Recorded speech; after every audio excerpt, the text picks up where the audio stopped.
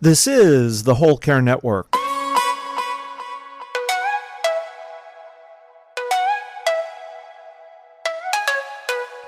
Helping you tell your story one podcast at a time.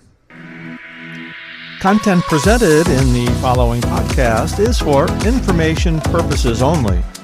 Views and opinions expressed in this podcast are solely those of the host and guest and may not represent the views and opinions of the Whole Care Network. Always consult with your physician for any medical advice, and always consult with your attorney for any legal advice. And thank you for listening to the Whole Care Network.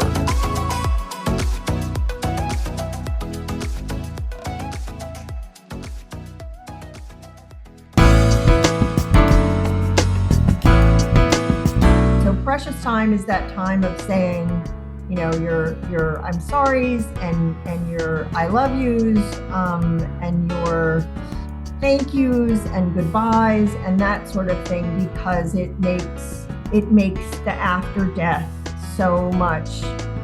It doesn't make it easy, it makes it easier. This is the Heart of Hospice podcast with Helen Bauer. The hospice doctor's widow, Jennifer O'Brien, is my guest today, talking about caregiving for someone with a life-limiting illness and how to make the most of precious time. Whether you're a family caregiver or an end-of-life professional, the Heart of Hospice is here to enhance your hospice experience by connecting you with information you can use about end-of-life care.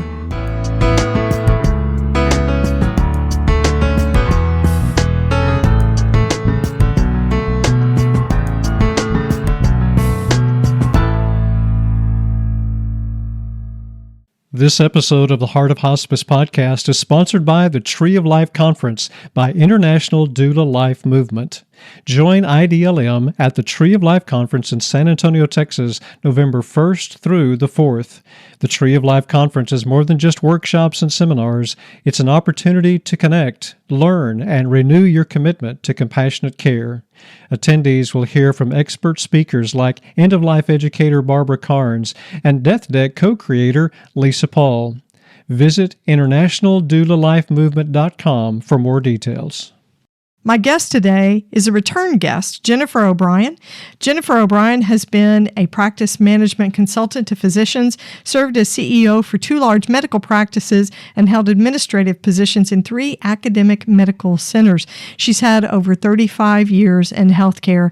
She has authored over 50 articles in professional publications in peer-reviewed journals.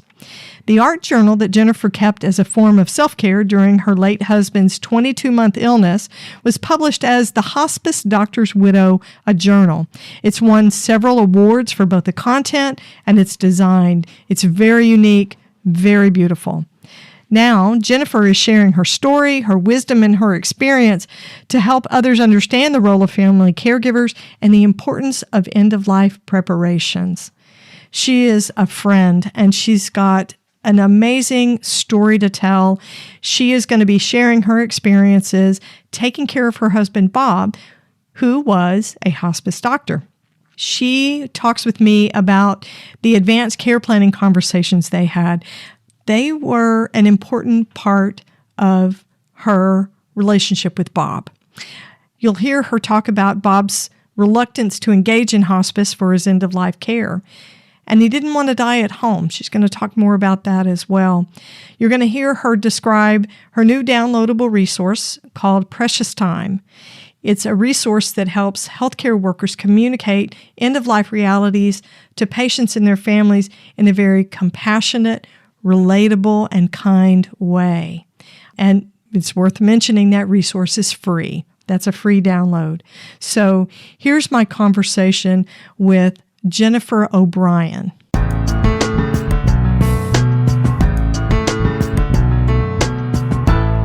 Jennifer, welcome back to the Heart of Hospice podcast.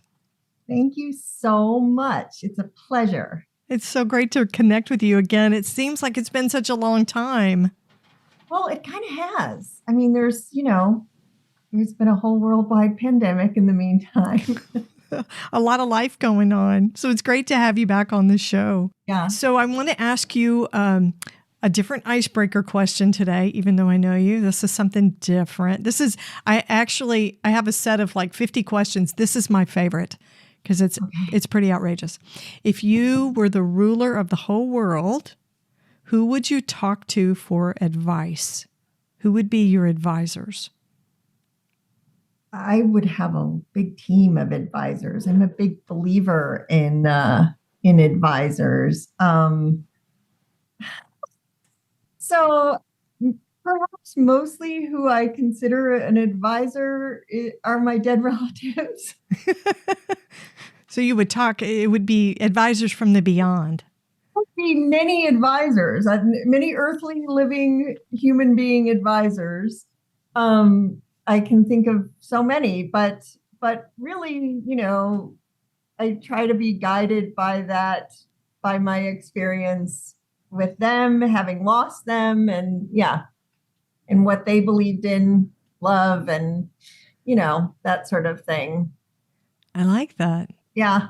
I like that. I never had anybody say that they would have dead people as advisors, but that's really good. I like that a lot.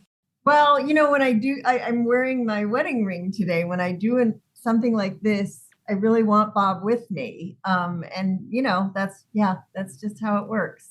I love that. He stays connected. That's perfect. Well, and that's perfect for today, for what we're talking about it, because we are talking about this connection and the meaning that you've made out of your experience with Bob and his illness. You have an unusual book and sort of an unusual title that you have earned, The Hospice Doctor's Widow, which, 50 years ago would have just made you a little old lady in a black dress and sensible shoes and support pantyhose. But for you, it's this unique project that you have turned into so much meaning and generosity with your experience. Tell me about Bob and your journey with him. Bob and I met late in life. We had gotten the starter marriages over with, and we fell in love very quickly and thoroughly and got married. And there were lots of reasons that I fell in love with Bob, but perhaps one of the bigger ones was the fact that he was a hospice and palliative care physician. He had been a plastic surgeon for a long time, but had had a neck injury that made operating very, very painful. And so he chose to retrain in hospice and palliative care. I, meanwhile, had already lost my mother and my brother. So I knew how important that work was that he was doing. We fell in love, and we got married, and we had this really great life. We lived in this big house and spent most of our time alone together. He was very introverted, so he expended all of his extroversion at work in the hospital. And so when he wasn't working, he wanted to replenish, and I was happy to accommodate that and just be with him. And we were married for a few years when he discovered a couple of lumps on the left side of his neck, which after some diagnostics turned out to be a metastatic site of a renal clear cell carcinoma, and it was diagnosed at stage 4, a lot of metastases at that point. And so we knew pretty quickly that, he would die of the disease or some complication from it or from a treatment. So we were then, called upon to turn a lot of his experience professionally and my experience personally on ourselves and try to get through it. And so I kept, I'm a self-taught artist, and I kept an art journal during his illness while I was taking care of him. Neither of us had kids. I was his only family caregiver. And I kept this art journal, and I kept going with it he lived for 22 months following the diagnosis, and I kept going with the journal for another 1.5 years after he died. At which point, I also have been in healthcare my entire career on the leadership, administrative, practice management side of physician organizations. So I do a lot of interim leadership. And after Bob died, I took another interim CEO position for a large multi-specialty practice. And a neurologist that I worked with there was in the process of diagnosing 3 different patients with ALS. And so I brought my journal into him because he was pretty upset about it. And he read my journal and then told me I wasn't getting it back, that he was going to loan it to these patients and their spouses, and that if I should really try to get that published. He said, you could help a lot of people if that were a book. And that was just really compelling. And so I did. I went to work, found a publisher, and the book was released as The Hospice Doctor's Widow, a Journal.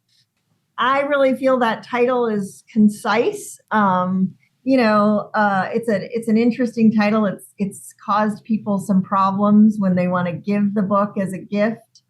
They get all weirded out that I'm telling the person I'm giving this to that their person is going to die, and I'm like, yeah, well, the person Yeah. Truth. Yeah. Yeah, 100%. The death rate's still 100%. So Exactly. that's how that story came, and that's how I got that name, The Hospice Doctor's Widow. And it's funny because, of course, I'm sure there are many other hospice doctor's widow. There's not just me. I am technically a hospice doctor's widow, but whatever. I'm the first one, I guess, to write a book about it. Well, the book is very unique, and it's super heavy in the reflections that you share, but it's in small snippets. It's practical. It's very relatable. You are very raw and very real about your feelings and reflections back on what was happening and the interactions between you and Bob, because you guys had, the typical ups and downs in the middle of this health crisis that he was experiencing and the grief that you were experiencing as you went through it. And you document all of that. In a way, it really is a journal that documents that journey. But the artwork that you include with it is incredibly meaningful, and it's very unusual. And I'll have a link to your website and to the book so that people can go in and purchase. I have a copy, and I think it's amazing. It is an amazing book. Thank you so much. I want to focus on a specific thing today because you've been on the show before and we have talked about your experience with Bob and his illness. I want to focus on advanced care planning because I know you were a huge advocate of these kind and honest and open conversations. How easy or difficult was it for you and Bob, both as healthcare workers of a sort, and of course Bob was much more in tune to the clinical piece of things, how easy or difficult was it for you to have those advanced care plan conversations between the two of you and with Bob's healthcare team? Okay, so this is a little bit unusual, we had them very thoroughly long before Bob got a diagnosis. Oh, really? Oh, yeah. I mean, I don't think he could have done that work without having his own house in order. I mean, that just didn't, and neither one of us for that matter, we talked about it. We signed very, very thorough advanced directives long before he got sick. Yeah.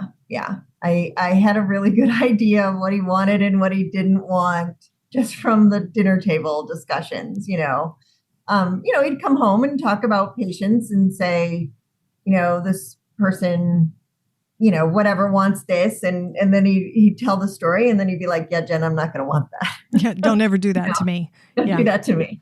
Right. So anyway, it was, and that's one of the reasons I feel so strongly about this is because the truth is, Helen, that as thoroughly as we discussed it before he got sick, it was still hard once he got sick, right? Like everything changes when a diagnosis comes in the picture. And it doesn't have to be a terminal diagnosis. I mean, his was, but it can be, a survivable cancer diagnosis. And it is still when I say everything changes, I don't mean the plans necessarily change, although they may. I mean the emotional component of it changes. But it was so incredibly helpful to have had all of those conversations and all of those documents as the touchstone, once he did get sick. That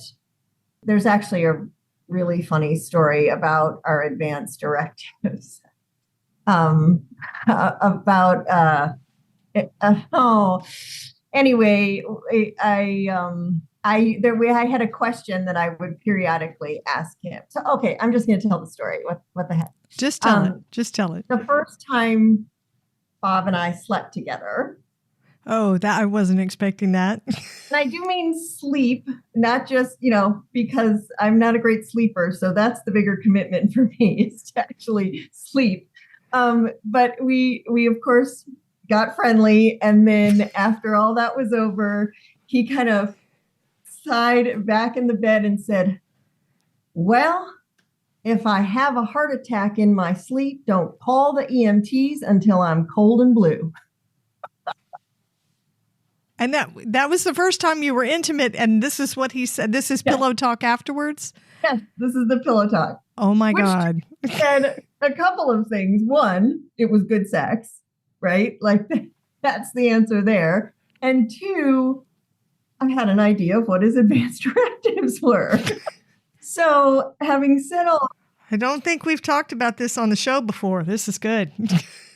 So having said all that, I could periodically say to him, do you still not want me? Whether well or in crisis or in, everything, all things being equal, I could say, so you still don't want me to call the ENTs, right? Yeah, it was like you said, it was the touchstone, the foundation of things. Exactly. That one happens to be a fun one, but, that is so great to have something to say. Is that where you still are? Because if you're not, that's fine. Just let me know. So yeah, we had thoroughly discussed it.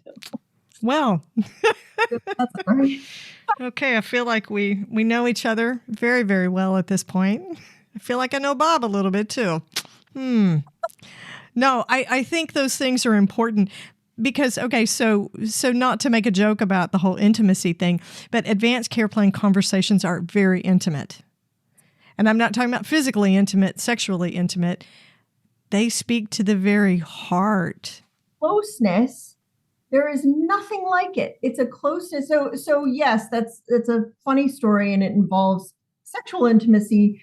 But the truth is, you're absolutely right. It is one of the most intimate things you can do in your commitment to another human being. There's a closeness in sharing those very profound and personal wishes.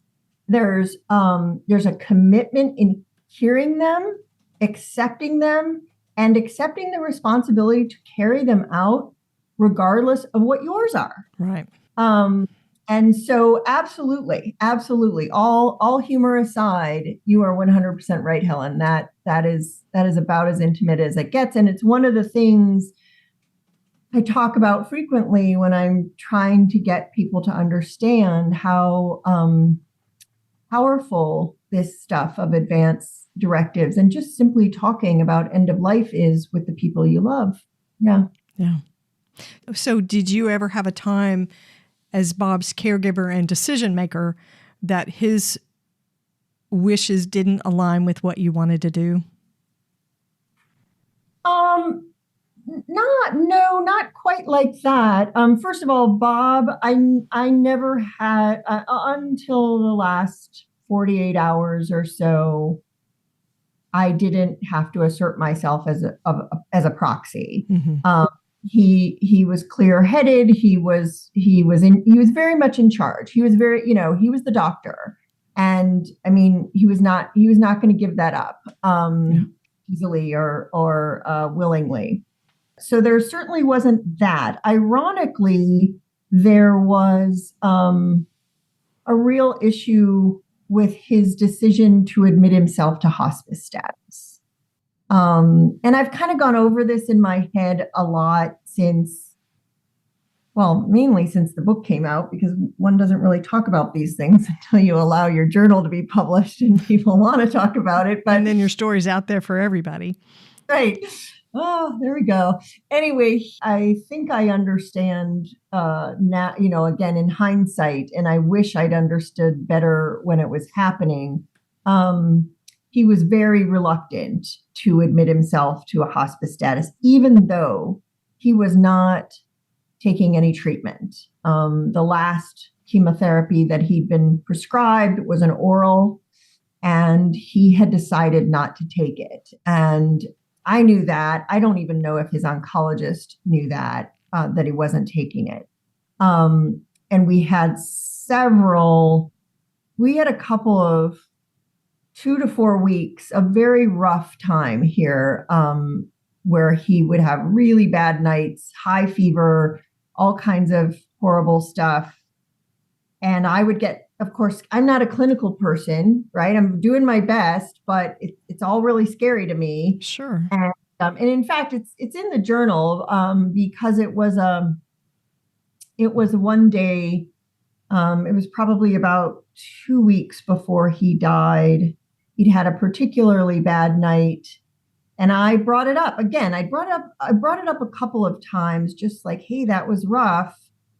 And thinking, geez, I'd really like you to admit yourself to, I was very careful about what was important to me was that he got the end of life that he wanted. And what he wanted was to continue to be in control of his situation. He wanted his privacy from his partners and other people in the community. And I was determined to give that to him. So I was very careful about not pushing. But anyway, one day, like I said, it was a particularly bad night. And I said, wow, that was rough. And he said, he got really cross with me and he said, Jen, I'm dying. What's the worst that happens? I die. And I said, Bob, that's not the worst that happens. I said, if you die and I walk back into this bedroom and you've died, I know what to do. I know who to call.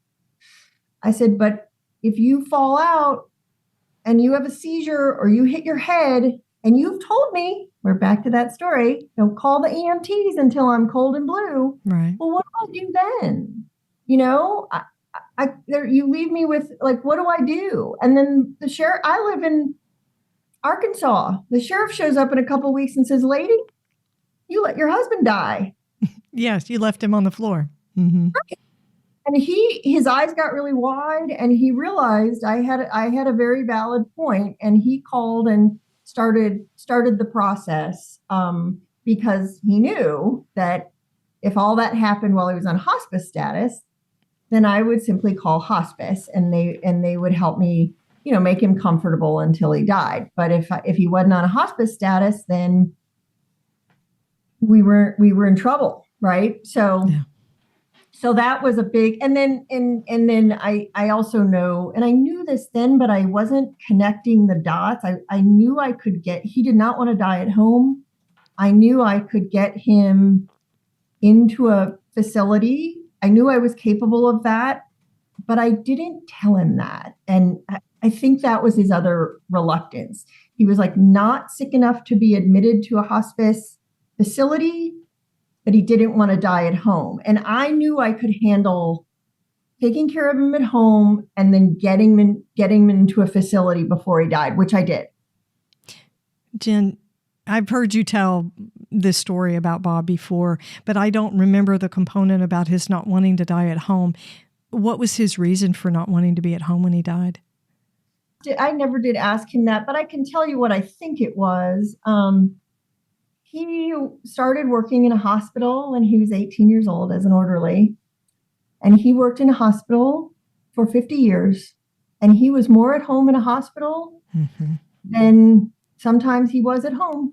And I think, I know it's hospice facility is not a hospital, but, and he knew that too, but a facility, that is where he felt comfortable. He was very, very at home in a healthcare facility.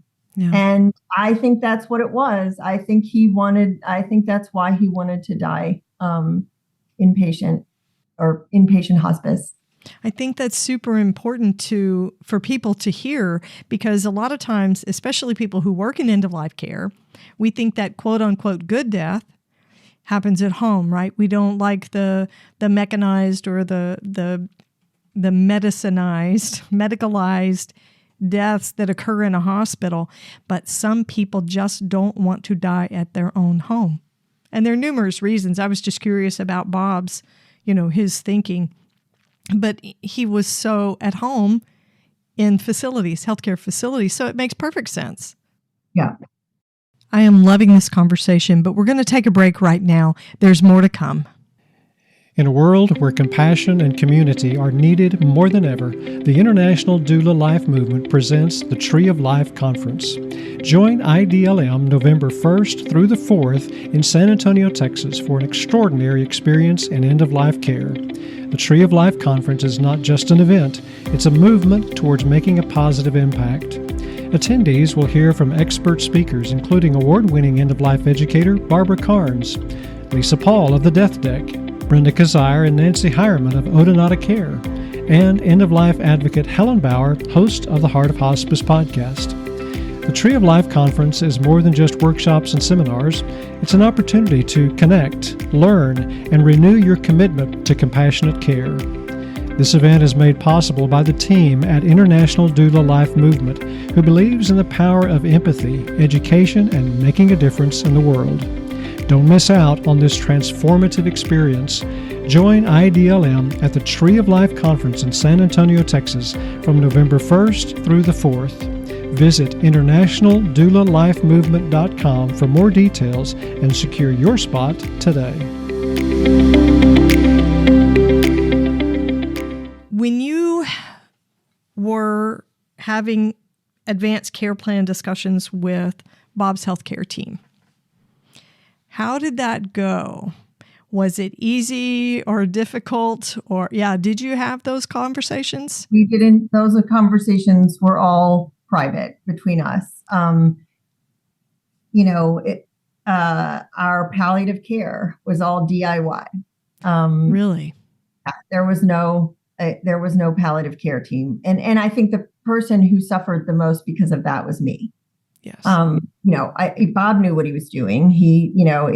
But the recognition of the toll things take on the family caregiver, wasn't there because we didn't have palliative care. It was purely a privacy thing. He didn't want to be the patient of his partners and his fellows. He just didn't. And again, I was determined to give him everything he wanted in terms of the way that he lived and died. I was just absolutely determined. So, there was no discussion with the healthcare team about anything. There really was no team. I mean, there was an oncologist, but that was it. So I think that's probably typical for a lot of people who work in end-of-life care, because they know what it's like to be vulnerable as a patient, because they've seen patients and families and how end-of-life workers come in for community-based care, and they are all up in your home. It's a very intimate setting. They are where you live and where you sleep and where you shower and you poop and you eat, and they are all in the middle of whatever family dynamics you happen to have in that household. It's a little like living in a fishbowl.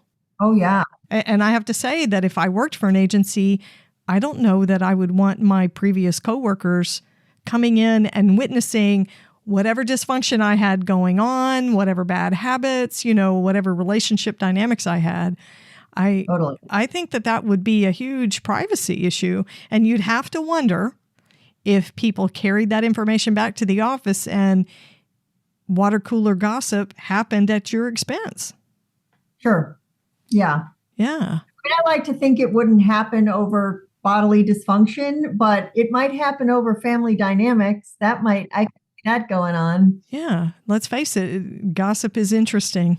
It is. Yeah, I would like to think that we are better than that, but end-of-life providers, hospice teams, we're all human, That's right. just like everybody else. So I think Bob's desire for privacy, that protective shell that he needed to keep on made perfect sense. Yeah, it did. It did. But it also has helped me to make the case to the world for the importance of engaging palliative care. Go early, go often. You're the cautionary tale. You know it because you lived it with Bob. I knew what it provided to people. I believed in it. My husband went to work every day. We took calls in the middle of the night on this topic, and yet I did not have access to it when it would have helped me. So yes, please, please, please, please go early, go often. Yeah, absolutely. So as a caregiver, what do you think your superpowers were? I think that my superpowers were the recognition that we were going through two different processes, that he was dying and I was surviving.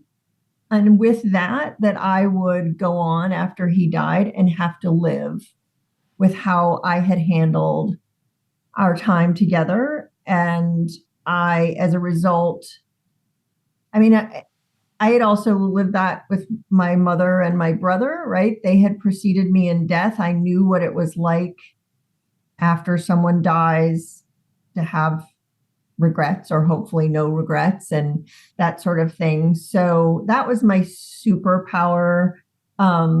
I became a much nicer person than I am. I became a little bit more subservient than I probably am in normal life because I wanted, as I've said several times, even in this conversation, I wanted him to have the end of life that he wanted and feel loved and respected and cared for on his terms. And so, yeah, that was my superpower, because it wasn't all the clinical stuff. Oh, the clinical stuff, it's overrated, right? I shouldn't say that as a nurse, but I think you can find people to do the clinical stuff.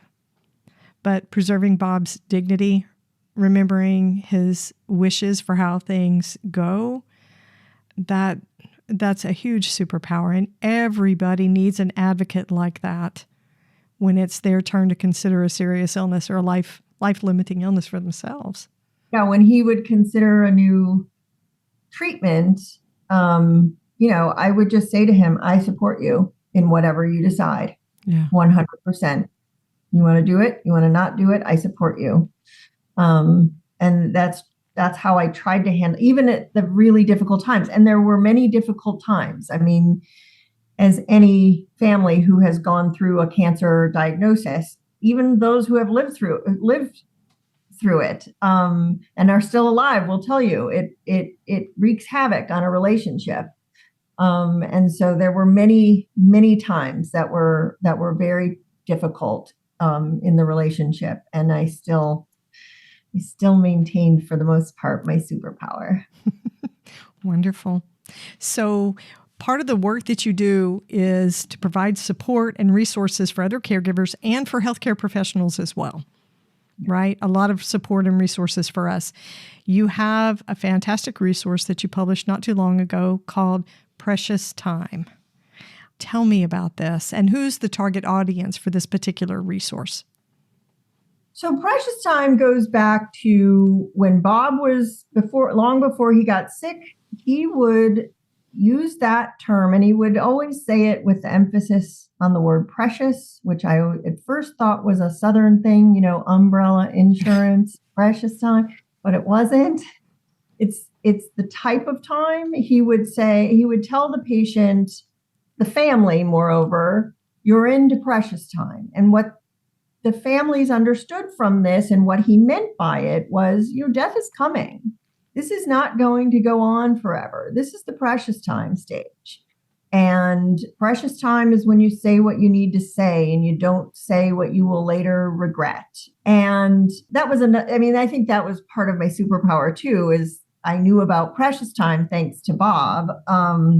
So I journaled about it, and so it's in the book. And as the book got out into the world, and a lot of doulas and healthcare professionals and hospice care professionals became familiar with the book, that was one item that really grew out of the book. In some ways, it became larger than the book. And I started to hear stories about people using that term in the correct way and it really helping them to communicate to people, it's coming. The end is coming.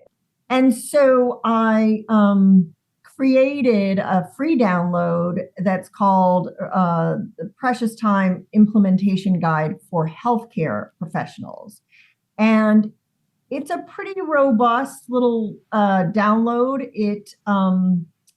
I should also say that Barbara Carnes wrote a blog about precious time, about the term and how powerful and effective it is. The Good Death asked me to write a guest blog about it. And so it's really getting out into the world. And that's when I decided I needed to put together something that would help healthcare professionals understand what I meant, what this term meant, and what the use of it is, and why to use it. Because I think, it's hard to tell someone your person is dying, right? It's really hard to do that. But if you say you're into precious time, it softens the whole thing quite a bit. It's a beautiful word, precious, right? It means a beautiful thing.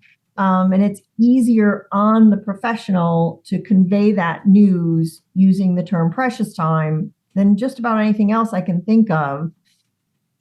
What was very important to Bob, and for that matter to me, more than being worried about, I think he did a great job coming up with this term so that he could tell people in a gentle way. But what he was trying to avoid more than anything was being a perpetuator of a false time frame and having people after the death of their loved one say, I thought we had more time, which is happening a lot in this world. Sure.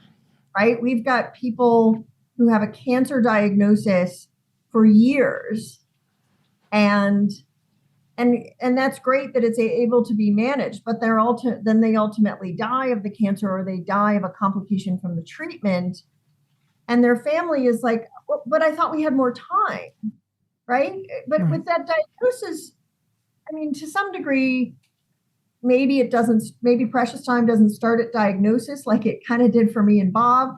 But it starts at some point where you realize just how precious what you have left is, and that you don't know when necessarily it's going to come to an end. So precious time is that time of saying, your I'm sorries and your I love yous, and your thank yous and goodbyes and that sort of thing, because it makes the after death so much. It doesn't make it easy. It makes it easier. Yeah. To know that you said everything you needed to say. So yeah, that's what the download is. It's for healthcare professionals, and it goes into some depth. And there's some case studies in there, which I'm really fond of. Some really great stories of when the term truly did help some folks, and at least one where it wasn't used, and that was a problem. Or nobody told this man that his wife was dying. And anyway, so it's worth it. It's worth every penny. Well, and the reason it's worth every penny, it's priceless. It truly is. But it's also free. It's a free download. It is a free download. So one of the things that strikes me about what you're saying is when healthcare professionals use that particular term, precious time, for one thing, it's not healthcare lingo. Right. I can tell you, your dad's got a life-limiting illness. That's my way of saying you have a limited amount of time. You need to cherish it. But if I said, you're in precious time, it's something to be cherished and understand it's a limited quantity and you should not waste it. It communicates so much better than saying, well, your dad has a life-limiting illness and a life expectancy of 6 months. Right. He has a terminal prognosis. Right. But when you're talking to people who are drinking from the fire hose, they're overwhelmed, they're trying to take in and navigate an industry and a system that is so convoluted. Our healthcare system is so complex. And then you're going to use this lingo with them, and you're going to take 10 minutes to do it and send them on their way. Yeah. I mean, that's unconscionable to care for people like that. That's not care. Right. That's not care. So to be able to use this resource and do the case studies, because there are places to take notes and jot down questions and even have discussion. I think you could use it as a discussion tool, and to say precious time to communicate in an easier way. And I think it softens us as healthcare professionals, end-of-life conversationalists, because those are the conversations we're supposed to be having, right? End of life. And I don't think we're all that great at it a lot of times. We don't have more time than most people. We try to take more time with our patients and their families. But for us to be able to use a term that softens us immediately, precious time. Yeah. And let's talk about why I use that term. Yeah, your resource says all those things, and it's really a great tool. It's not super long. It's not complicated. No, and it's a free download. You can't beat that. You'll read through it in a few minutes, and if you take some time with the case study, the case studies are quick, but they're good stories about when it's been used successfully, and why it was a success, kind of thing. And you're right, there is space for jotting down some notes because that's what story does, right? It makes you think of some stuff, and then there's a section in there about, let's talk about, I believe. I also have a slideshow when I teach precious time. And I know this is in the slideshow, so it's got to be in the handout, in the download. And it's about, what's your worst fear? Like, let's play through what is your worst fear that this person's going to do when you start this conversation or when you finish saying what you have to say, Yeah. Cry. Well, you can handle that. They're probably going to do that anyway. Yes. They got to scream and yell. Well, you can handle that too. You know what I mean? I think I always think working through those what if fears is such a helpful exercise, because at that point you just name them and then figure out, well, what will you do if that happens? And most of the time, some of them are kind of silly, and then the ones that aren't silly, okay, well, let's talk about how you would handle that if that were to happen. And I encourage people to do that, like sort out what is it that you're so afraid of? Yeah. Because I'm going to tell you what, far worse than telling someone you're into precious time is hearing them afterwards when they thought they had all kinds of time to say what they needed to say. Right. Or, not bother with making a fuss over something. And time is a huge question for patients and families. Yes, it is. It truly is. They don't have a whole lot of it. We shouldn't waste it. Right. Yeah. And we want them to make use of it.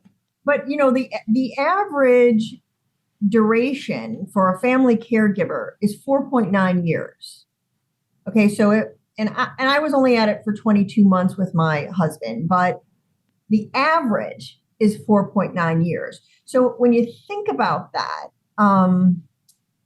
the shift from life-sustaining family caregiver to end-of-life hospice family caregiver is extraordinary, right? Like you've been at this for 5, sometimes 10 years, where every single day, your reason for being is to get that guy up and out of the house and fed and right and feeling as good as he can possibly feel.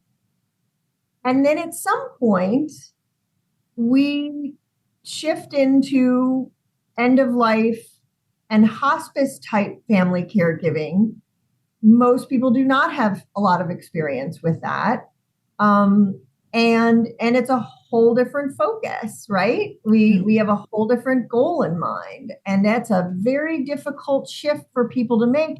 I happen to believe that in the hospice world, we're not doing a good enough job getting those family caregivers from life-sustaining family caregiver to end-of-life family caregiver. And that if we were a little bit more effective at that,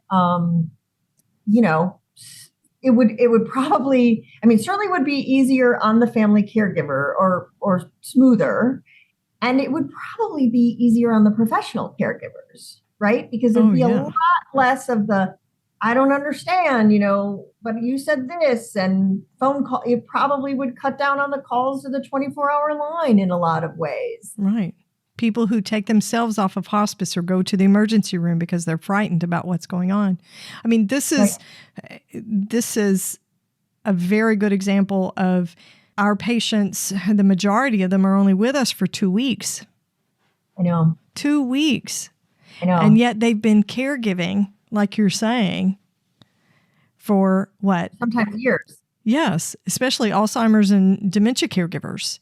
Those long disease trajectories. Long disease, and those also have a very short hospice length of stay typically. Typically we do. Those are our longest length of stays most of the time. But sometimes we don't really know when to pick them up for care, and their caregivers don't know either. But it all comes back to those advanced care plan conversations and having them with the healthcare team, right, which is not always an easy thing. But one thing I will say, for anybody who's listening who is a caregiver currently, you don't have to wait for your healthcare team, your physician, nurse practitioner to initiate those conversations. If you want to talk about them, you talk about them. You can bring it up. You can initiate that conversation, and you should. 100%. 100%. Absolutely. So who exactly is the target audience for that precious time download? The target audience is healthcare professionals in general. Although, interestingly, I know a woman who's a widow. She happens to be a physical therapist, but she's a widow, and she interviewed me for a widow podcast. And her sister, who had been ill for a long time recently, died. And about a week or so before her sister died, she wrote to me and said, "Jennifer, your precious time is really helping me communicate with my family about what's happening with my sister." And I referred her to the download for that. Nice. So any healthcare professional, any discipline, because really it just helps us communicate in general when it comes to talking with somebody who has limited life expectancy, limited time. Yes. Any healthcare professional, any discipline, absolutely. I would not hesitate to download it because it happens, right? End of life happens, even when it's not necessarily your area of specialty. There's one story. One of the case studies is about an ICU nurse who had read my book, and they had a patient in the unit, and she was very clearly dying. That was abundantly clear to everyone, including the physician. But he didn't want to be the bearer of bad news. So he wasn't going to tell the family. And this nurse, in my opinion, very courageously, sat him down and told him about Bob and told him about precious time and said, "This is this family's precious time.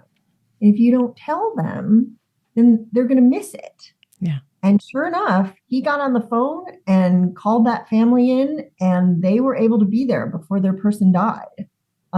So, it's not necessarily hospice folks that need to know this term and how to use it. I think just about anybody in healthcare. Yeah, I would like to see everyone using it. Yeah. If we're supposed to be having these upstream conversations, right? Yes. Which is earlier and often. Isn't that what you say? Have it early, have it often? Yeah. So how can listeners connect with you, get the Precious Time download, and connect with your newsletter? So go to my website, which is hospicedoctorswidow.com.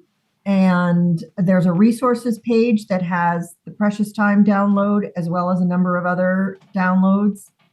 And when you give me your email address to receive the download, you are signing up for my newsletter.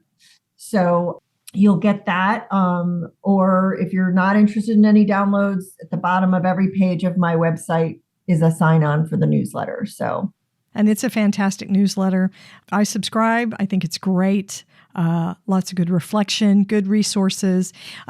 Jen, thanks for talking with me again today and being back on the show. So glad to see you and talk with you. It's been wonderful, Helen. Be sure to catch the next episode of the Heart of Hospice podcast. You can find more episodes on theheartofhospice.com. And don't forget to follow us on your favorite podcast platform.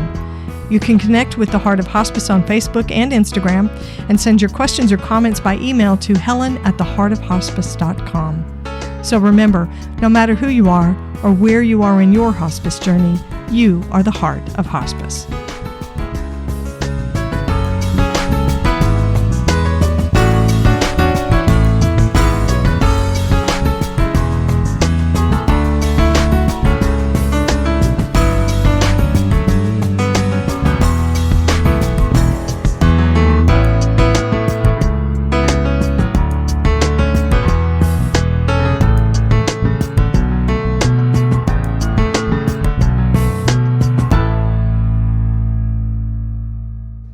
This is the Whole Care Network.